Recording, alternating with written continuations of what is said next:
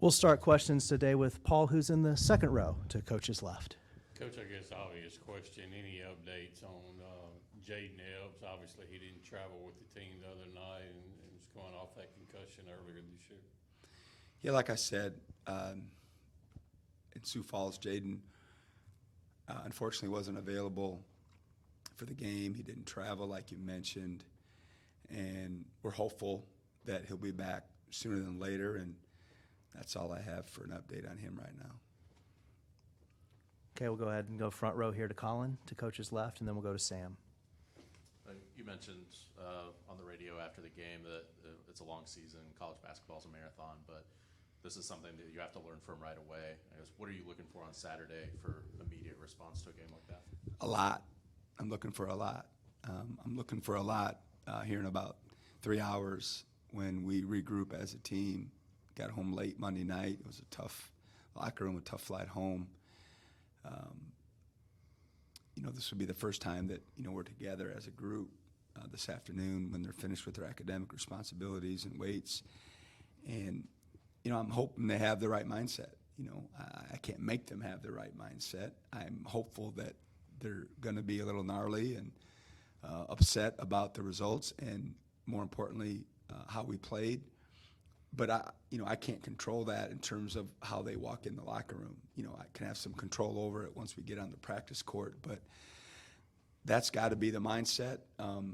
Today, tomorrow, Friday, 2 o'clock Saturday, and certainly the backdrop is, like you mentioned, and I mentioned it in Sioux Falls in the postgame, and it sounds simple, but that's where it's at. We got to get better. There's lots of lessons to be learned from that particular game. From those that have been following us for 4 years know that I'm fond of the saying, I love to win and learn. Everybody learns when they lose. That's the easy part. I don't want to have to do that. But unfortunately, that's where we're at. We can't change the outcome.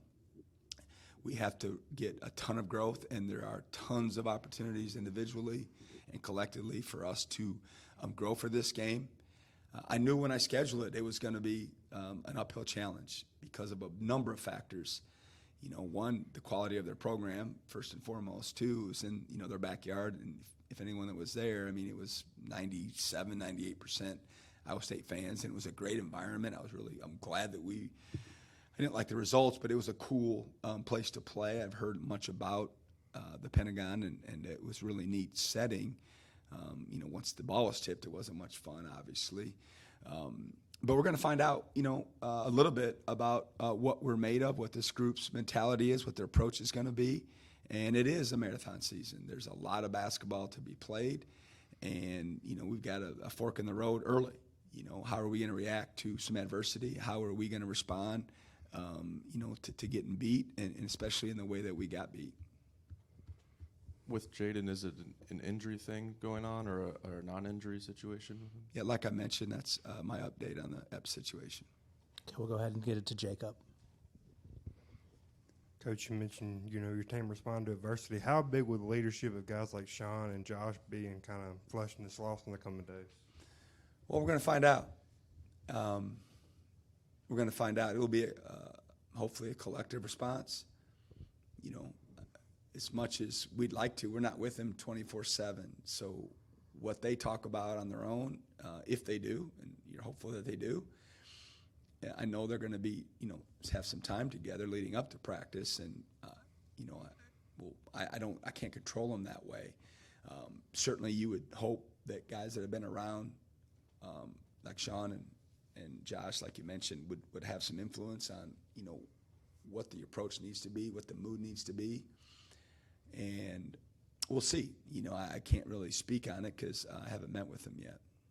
We'll go second row middle to Danny P., and then we'll go back to Paul. In terms of the turnovers, Coach, did the numbers of the turnovers surprise you? And if how do you correct it in a short amount of time? I'd say it shocked me more than surprised me. Going to the game, you're going to turn the ball over. I never had a game where we didn't turn the ball over that I can recollect. And we certainly understand that as basketball players and people that follow the sport. And we knew how Iowa State was going to defend us. We played the Houston game for a number of reasons, but one of them was to prepare for playing Iowa State in a real game. We thought that those lessons learned in that game would really help us grow and be better the next time playing a similar type approach defensively, but it obviously didn't. I mean, 15 turnovers and a half, 26 for the game.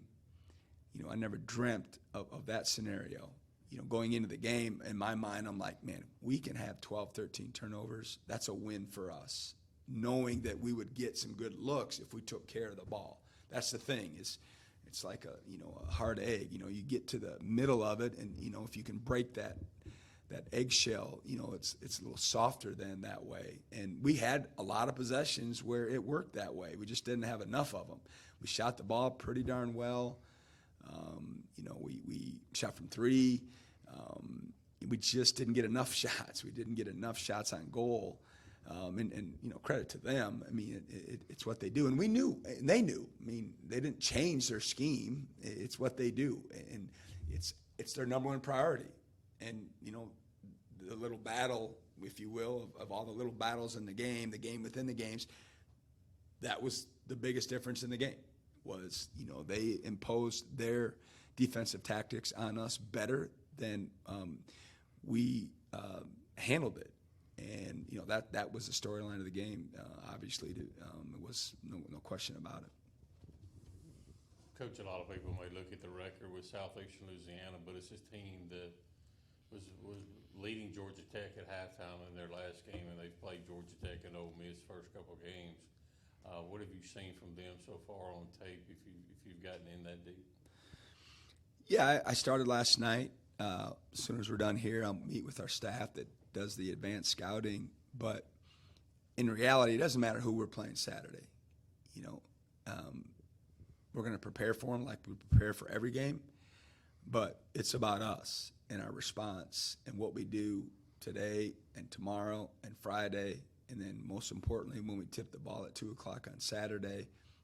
We've played this team before. They played us. I mean, we just played North Alabama in the opener, and we were down 11 with 15 minutes left in the game, and they had all the momentum. And they're not a Power 4 team, and it's going to be the same scenario. Sila's not a Power 4 team. I watched the Georgia Tech game last night.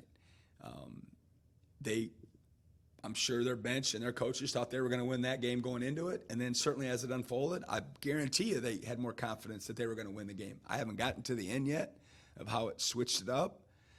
But their coaches are telling their players, hey, Iowa State just turned them over 26 times. They do the same thing, but in a completely different style. They full court press you. They mix up their fronts, how they trap, when they trap. So if I'm their coach, and I know their coach, he's a great guy and a really good coach, is they're showing them the film saying, hey, although it's a different style, we're going to put pressure on them. We're going to force their decision-making to be early and often. And so they're licking their chops to have a chance to play us here, to get a signature win. And we shouldn't be in any, have any overconfidence whatsoever. Like I said, for this long response, it doesn't matter who we're playing. We need to worry about us, and we need to get better, and we need to play better on Saturday than we did in Monday versus North Alabama, and then certainly, Wednesday against North Alabama, and then Monday against Iowa State. To me, that's what I'm focused on the most, is our response to what just happened. Got time for a few more. We'll go back to Sam, front row middle. With the turnovers, I know it wasn't really a big issue in that North Alabama game, but were there any signs in the preseason maybe that this particular team could be prone to having games like that where there's just a lot of turnovers? Yeah, there were signs. Iowa State, the Houston exhibition game, they turned us over, quite a bit. And we had practices where we obviously track and stat everything that you could imagine, maybe too much. But the information is the information. And we had days where it was like, oh boy. And listen, this isn't a pass the buck statement at all. Those that know me know that ain't my style. But I thought we had done a pretty good job of developing some approaches with practice, with emphasizing decision-making, with target passing, with putting them in situations where they're being trapped by multiple people in different drills, some that I've used before, some that were new, because we knew what we were going to face. And so we obviously wanted to try to replicate it as best we could.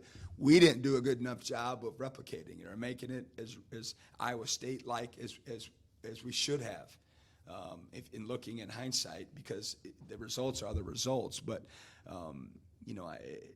kudos to them and their staff for doing what they do at the highest level. And like I said earlier, we knew it was going to be hard.